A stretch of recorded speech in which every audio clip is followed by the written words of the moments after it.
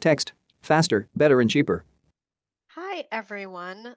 My name is Laurel Bellman. I'm an event manager with the Division of Information Technology, and I am here to welcome you to this great presentation today, Faster, Better, and Cheaper, Refactoring Course Search and Enroll, something that's really important for us at UW-Madison. So, presenting the session today is Brian Hill, who is a software engineer in the Enterprise Integrations Unit of AIS, also in the Division of Information Technology, and Ben Nyland, who just closed on a home. But other than that, I don't actually know your title, Ben. Would you mind letting folks know a little bit about what you do? Ben. Yeah, I am a software developer on the road team within Enterprise Integration and AIS, also in Do It, and I work with Brian. Laurel. Thank you. All right, folks, if you have any questions or comments for Brian and Ben throughout their presentation, just feel free to pop those into the chat and I'll read those out. Um, Other than that, I'm going to let Ben and Brian take it away. Refactoring Course Search and Enroll. Brian Hill. Hello. There's a saying that when you set out to do an engineering project, you have a choice, fast, cheap, or good. Pick two. However, in our team's recent refactoring of the Course Search and Enroll system, we tried to improve all three. Course Search and Enroll is the website that UW-Madison students use to enroll in classes and manage their enrollments. It was initially deployed on premises in 2016 and moved to AWS in 2017 to handle more traffic. It is very busy during priority enrollment periods, and it's critical that it remain available as it's the only way that students have to enroll in classes.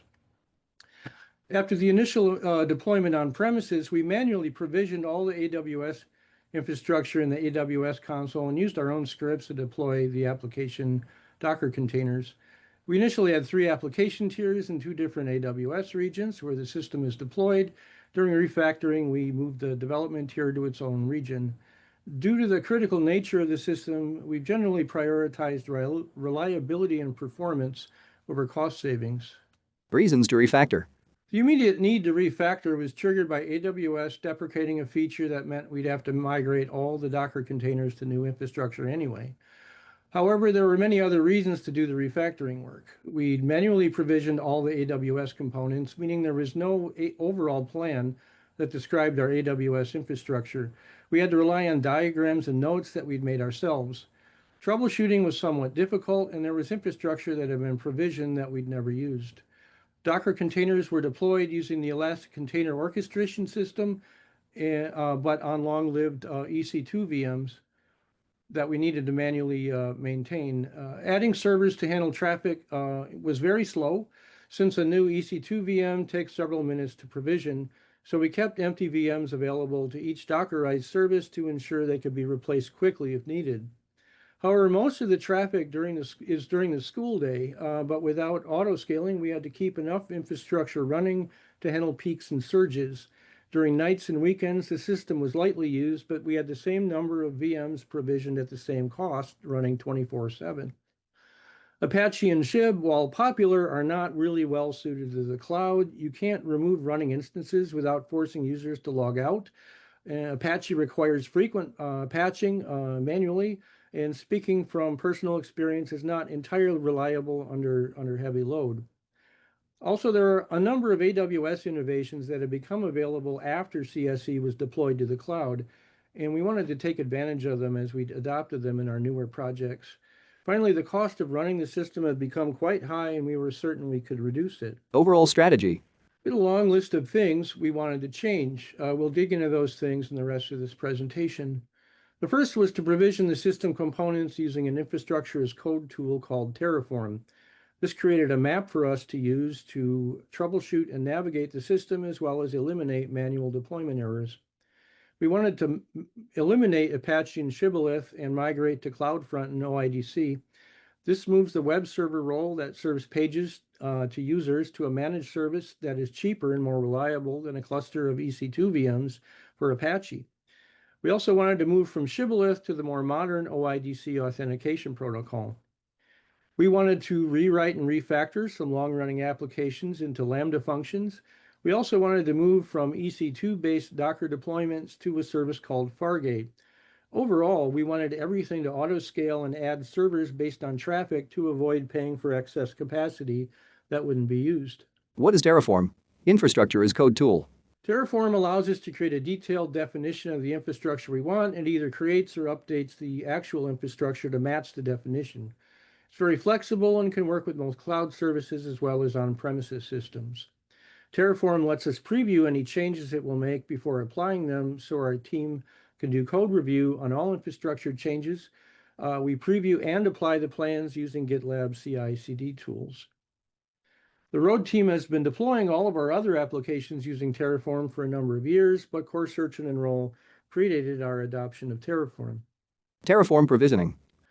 We started by provisioning duplicate infrastructure in each tier, starting with the development tier. A base infrastructure Terraform plan was the first and created the network components such as VPCs, internet gateways, load balancers. It also included global infrastructure such as IAM policies and S3 buckets.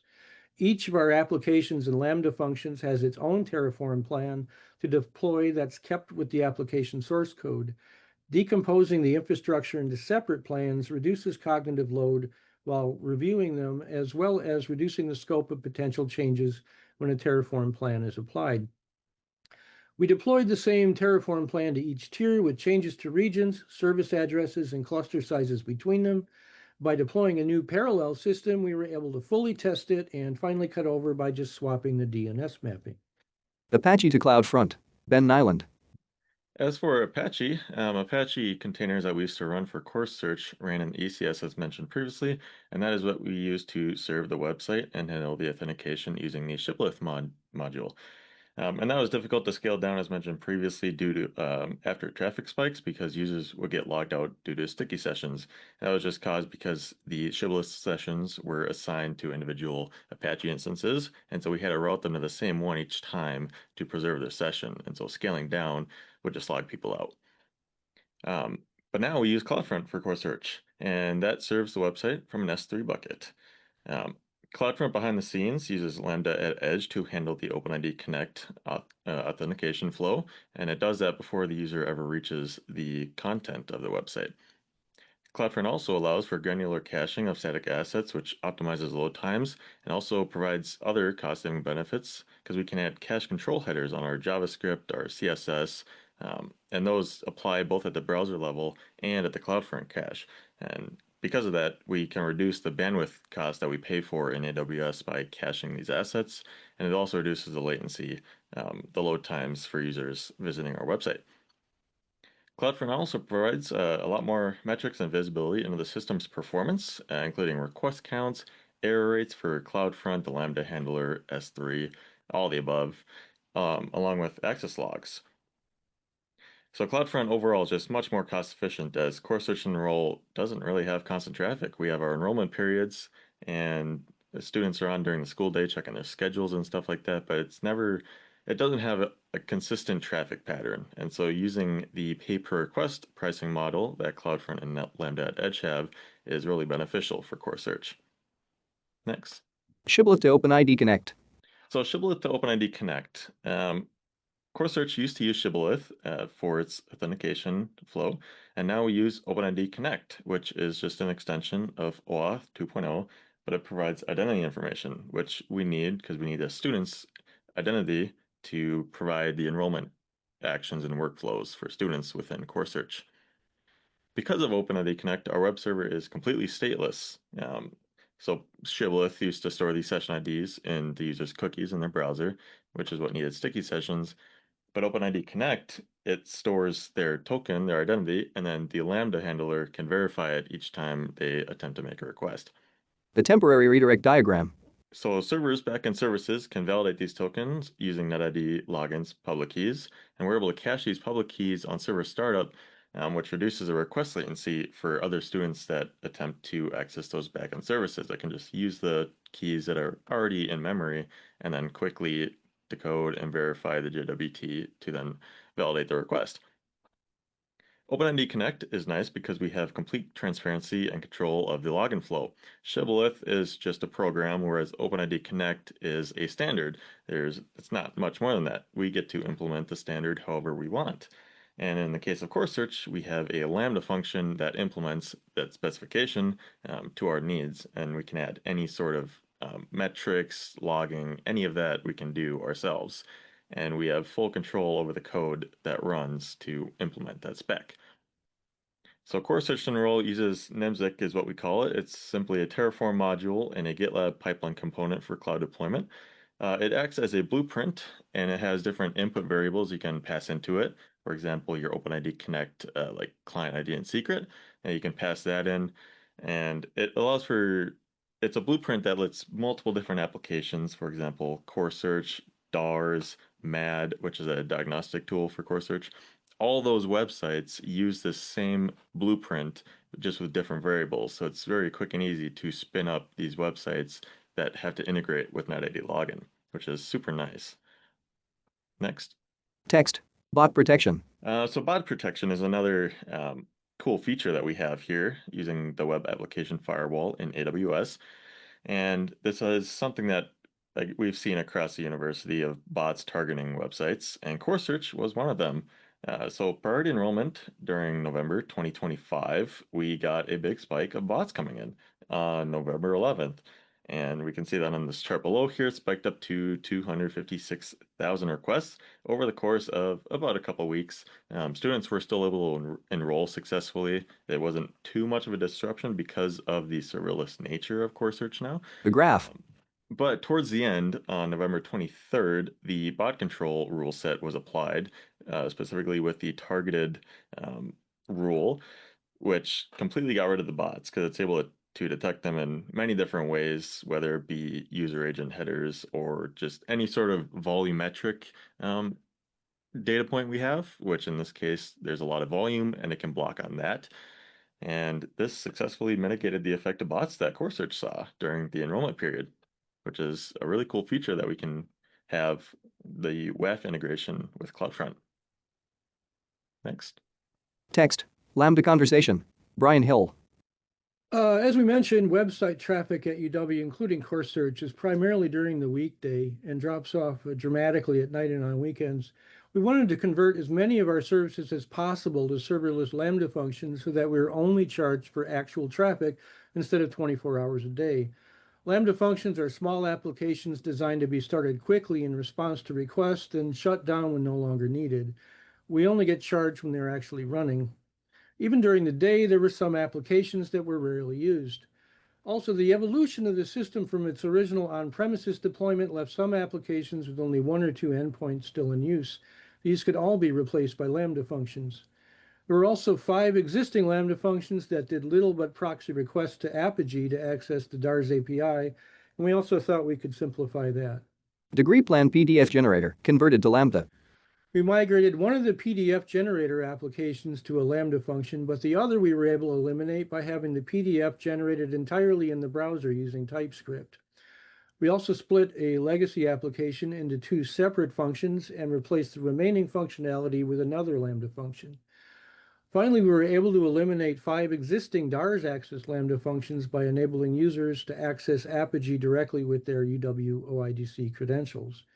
We were still left with 3 applications running in Docker containers that we didn't have time to convert to Lambda functions before the next enrollment period.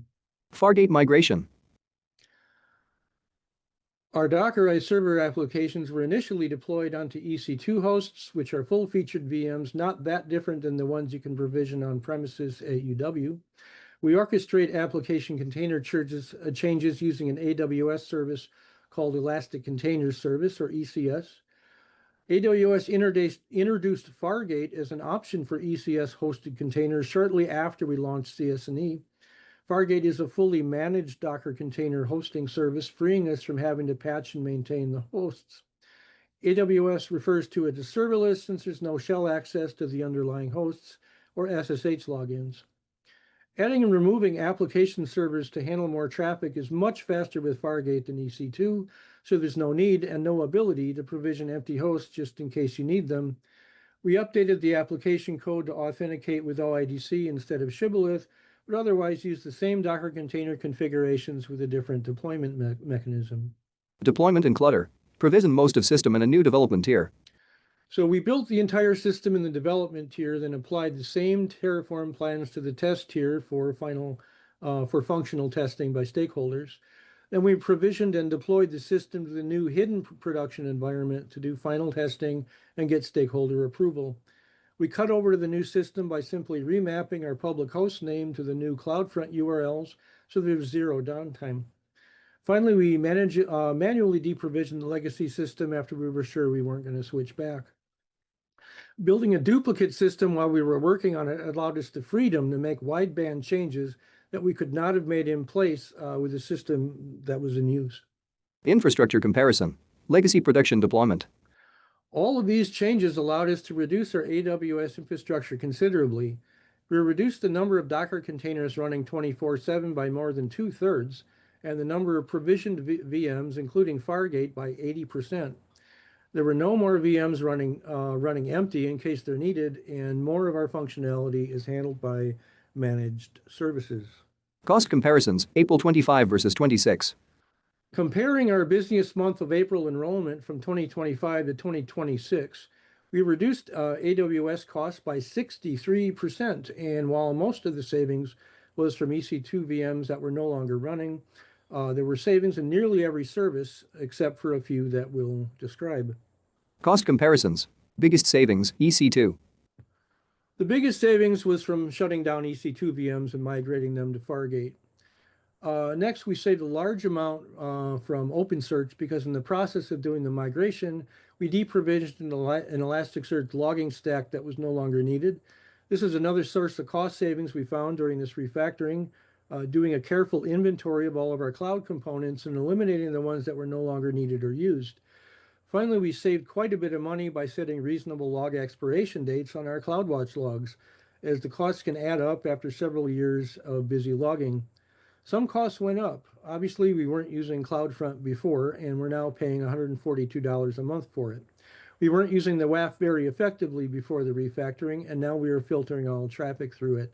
A lot of this cost on the WAF is from blocking aggressive web scrapers exceeding our rate limits while pulling the public data from the public version of our website that doesn't require logins. Finally, ECS costs went up due to the use of Fargate. Other benefits. Repeatable provisioning and deployment. Cost savings weren't actually the original rationale for this refactoring. Other benefits we've received from it include we have a detailed plan for all of our infrastructure now that we can use disaster recovery if needed. All infrastructure changes are now previewed and peer-reviewed by the team. CloudFront is noticeably faster than our Apache cluster. Part of that is due to CloudFront's caching abilities. All of our VMs are now auto-patched and managed by AWS. There's no SSH access anywhere. WAF protection stops both the denial of service attacks and aggressive web scrapers. And finally, there are fewer things to break, fewer maintenance tasks to be done, and more services managed by AWS. Security improvements, more reliable. Suggestions. In conclusion, use Terraform to get control of your infrastructure, CloudFront and OIDC to improve performance and stability, and Lambda and Fargate to reduce costs over EC2 VMs. Overall, set up auto-scaling services on everything that you can. Questions? And I think we're ready to take questions. Laurel Bellman. Thank you, Brian and Ben. That was really, really interesting. Are there any questions in the chat or any comments, thoughts anyone would like to share? Presenters Brian Hill, brian.hill@wisc.edu. Ben Nyland, ben.nyland@wisc.edu.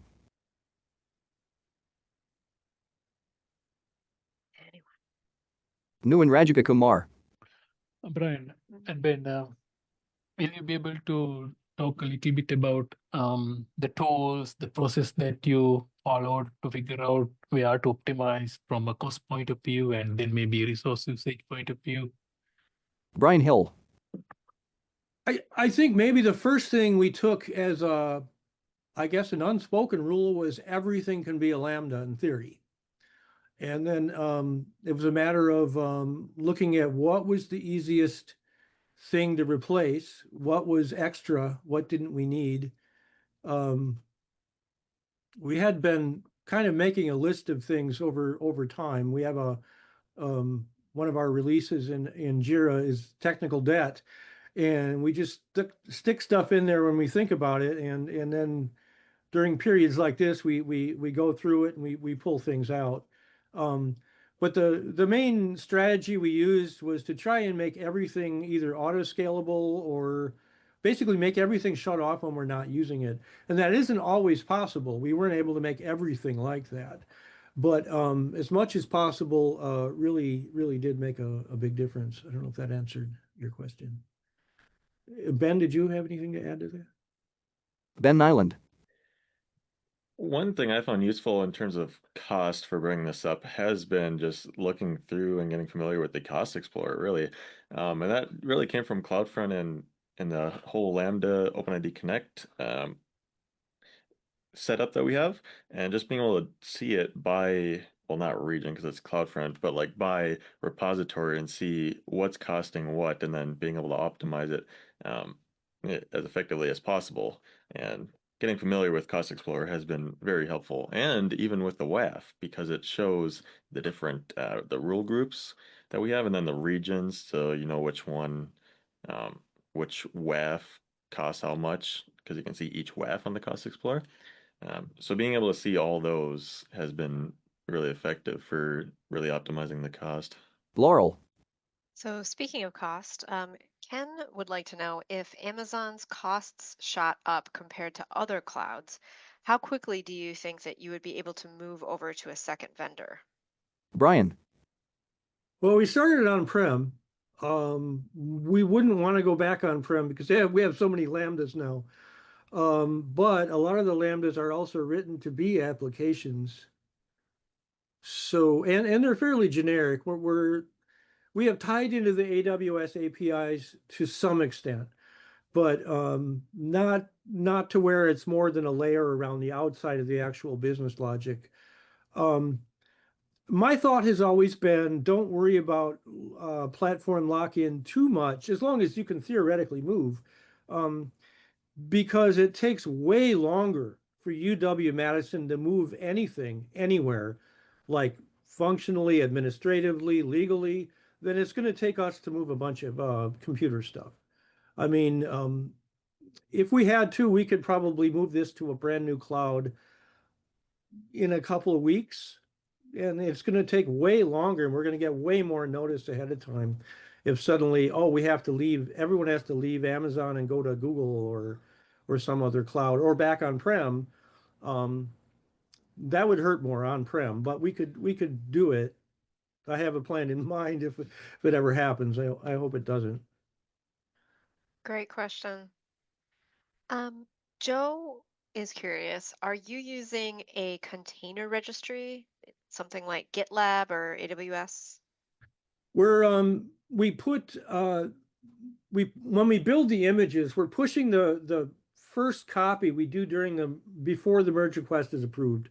We push it back to GitLab under the SHA, the GitLab, the Git checksum. So that's unique. And then that lets us do the security scanning on the container within GitLab using its tools, which is basically free for us. Then when it's time to deploy to Amazon, we deploy to their Elastic Container Registry.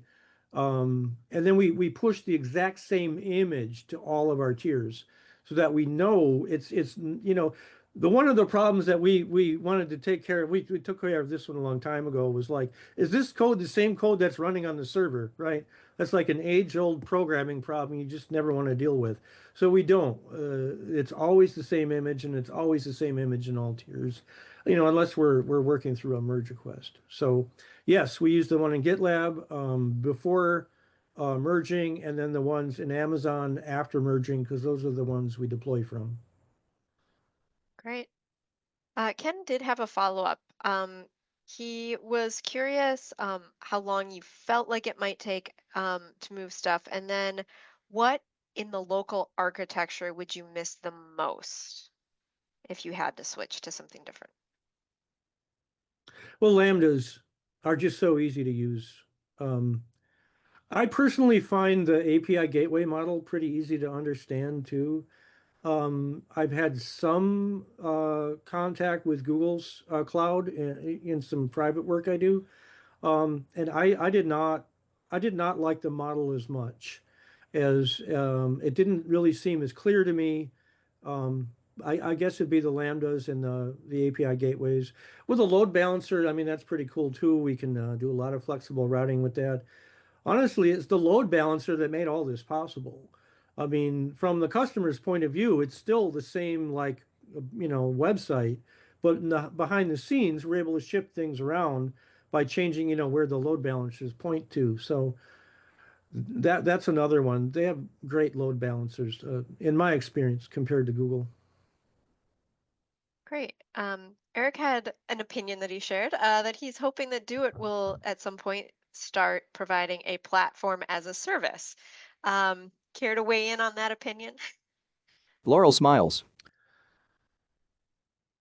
We tried that before, right? That was CCI, and I don't think it ended up being big enough. Maybe, but if they would, it's going to be hard to approach the level of sophistication and tooling that we have with any other commercial clouds. That would be my concern about that. It's because that I have gotten used to that tooling now. So being able to use APIs to deploy your software and monitor it and do all that stuff. And it's all pretty well trodden, there's a lot of documentation on it. I guess that would be my only concern about going back to a UW platform like that. Excellent. Anyone else have a question for our presenters? Laurel wears glasses and headphones while seated in a sunlit office. Not hearing anything, which is good because we're pretty much at time. If someone does have a question, feel free to reach out to Brian and Ben. But I want to thank all of you for joining us this afternoon. And of course, a huge thanks to Brian and Ben for sharing all their work with us. I'm sure everybody here has learned a lot from your presentation. So thank you very much. Thanks. Yeah, thank you.